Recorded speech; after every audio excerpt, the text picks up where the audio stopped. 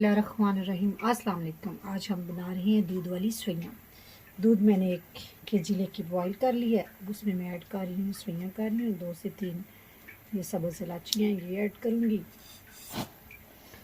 इसके साथ ही sugar add कर रही हूँ हस्बे ज़ायका, कम और ज़्यादा जिस तरह की आप पसंद करते हैं वैसे ऐड कर लूँ। इसको हम 3 से 4 मिनट तक सिर्फ पकाएंगे।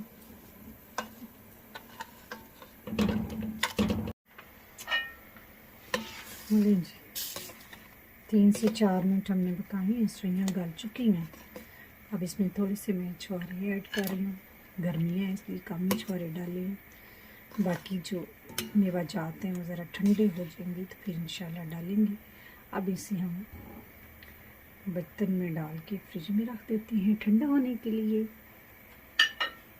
लें जी, हमने फ्रिज में रख के ठंडी कर ली है। अब इसके ऊपर कुछ नट्स डाल दिए हैं, बादाम डाली है, किशमिश ऐड की है। मज़ेदार ठंडी ईद की सवैयाँ तैयार हैं। आप करें एंजॉय। मुझे दें इजाज़त। अल्लाह हाफ़िज़।